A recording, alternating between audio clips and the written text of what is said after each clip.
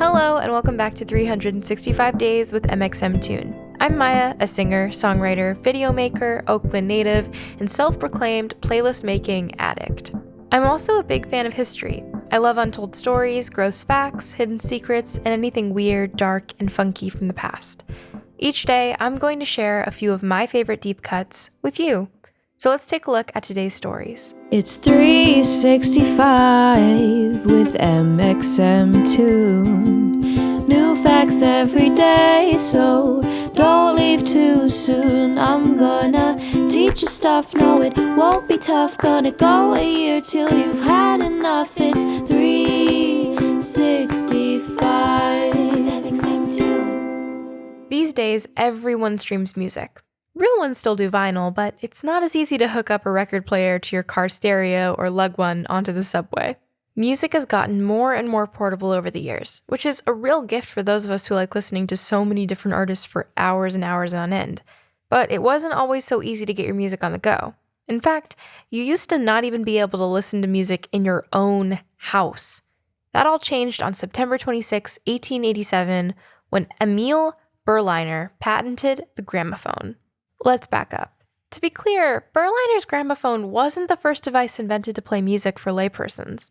In 1877, Thomas Edison, that guy, invented the first phonograph, a cylindrical machine with two needles, one for recording and one for playback. You would record sound by yell singing into the phonograph.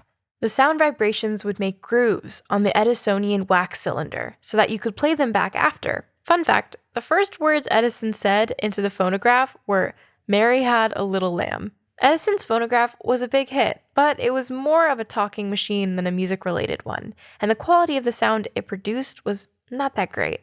Alexander Graham Bell improved upon it in 1886, inventing the graphophone. The graphophone used wax cylinders to record and play back sound, and the sound quality improved upon Edison's phonograph. But Bell's graphophone had one big flaw. Each cylinder had to be recorded separately, which made it impossible to use the graphophone to mass-produce anything it recorded. Just imagine trying to record thousands of records individually. Enter Emile Berliner. Berliner was a German immigrant who moved to Washington, D.C. in 1870, working as an accountant in a family friend's shop to make ends meet. His real passion, though, was making new inventions. Berliner discovered that instead of using cylinders, he could record sound using flat records made of glass. When recording, a needle would read the sound vibrations and etch the sound as a small groove into the disc. You could then play the sound back by putting the disc under the gramophone's arm, where another needle would read and transmit the vibrations etched via the grooves and play them through the speaker.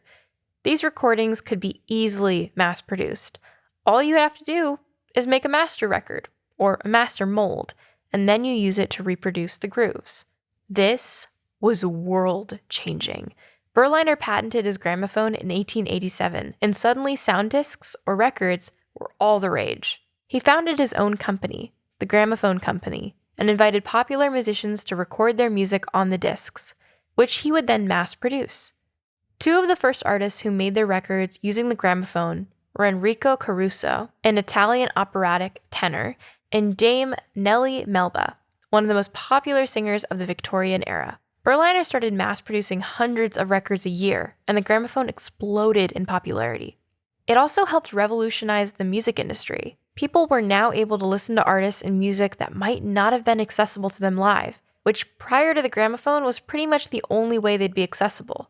Musicians who recorded sound discs started making money, like a lot of money. Certain genres of music, like jazz, became extremely popular across the country, and later, around the world, thanks to the gramophone, since people were able to listen to jazz records even if they couldn't go to New Orleans, the city where it originated. Berliner merged his company with another to form the Victor Talking Machine Company, which you might know better as RCA, and they continued to popularize his invention. In 1906, they released a more home-friendly gramophone design, dubbed the Victrola. The gramophone's design and recording process continued to evolve over the years. The original discs were made of glass, for instance, but later people started using vinyl. But the general concept and the process of recording sound on discs stayed the same. By the mid-20th century, the gramophone was more commonly known as a record player, and everybody had one. Records continued to be the main source of mass-produced music for most of the 20th century. In the 1980s, cassette tapes started becoming popular. They took up less space in a home, were less easily damaged, and made music portable via boom boxes and tape players. At the same time, music started going digital, and people were able to produce smaller discs you could actually record music on. These were called compact discs, or CDs. CDs and CD players were extremely popular in the 1990s and the early 2000s, but those too were overtaken by new technologies like iPods and phones that stream music. At the same time, records didn't ever really disappear, and owning and shopping for records is still pretty cool.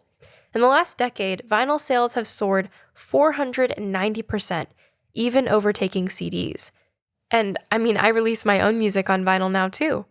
The music playback is way better and more classic than a tape or disc. Even in my own experience, I go record shopping with my friends pretty often. There's a store in San Francisco that's pretty historic and famous. It's Amoeba Records, and I love just sitting in there and perusing all the different records that they have and vinyls. And I don't really have a massive vinyl collection, to be honest with you. I think I mostly only own my own projects, but there's something about being able to own a really beautiful version of a record.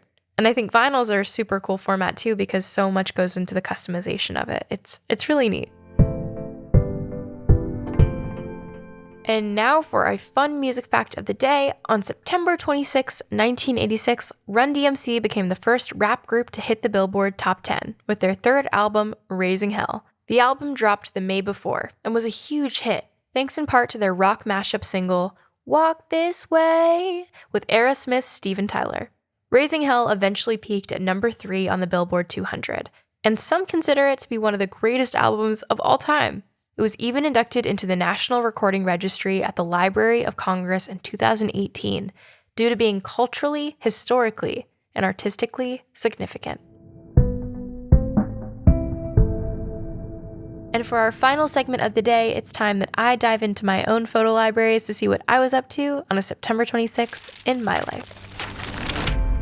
Oh my god, okay, I actually did have something that was really exciting for me on September 26, 2019. I went and visited one of the billboards that I was on. It was the first time that I ever got to see my face actually physically face to face on, a giant piece of paper, essentially. I had been placed on a billboard before for Spotify. I think it was when Dream of You came out and The Masquerade was not out yet, but we were working on it. But this one was in LA, and I was there to play a show. I was doing some promo things for press and whatnot, but it was the first time that I got to take an Uber over and drive. And I remember being in the car with my manager, and we pulled up to the billboard, and the guy driving the car went, "That's you?" And I was like, "Yeah." And it was the first time that I ever got to step out and take a photo with, I guess, myself. But yeah, that was a really cool moment because I think when something that crazy happens to you, it's hard to process that it can actually be real unless you're actually standing there and taking it in with your own eyes. So that was really cool. I think that was one of the first moments that I looked at what I was doing and felt like I was genuinely in the world that I, know that I am in sometimes, but getting to see your face on a billboard is one of the strangest out-of-body experiences you can ever have. And that wraps up today's episode of 365 Days with mxmtoon. Thank you all so much for listening. Don't forget you can follow on all social medias at 365 Days mxmtoon to keep up with what's going on with the podcast. I'll talk to you tomorrow. It's 365 with mxmtoon. New facts every day, so don't leave too soon. I'm gonna teach you stuff, no it won't be tough. Gonna go a year till you've had enough. It's 365 with mxmtoon. Thanks for listening to today's episode of 365 Days with mxmtoon. Make sure to subscribe wherever you listen to podcasts and follow along with us on social media at 365 Days mxmtoon on all platforms.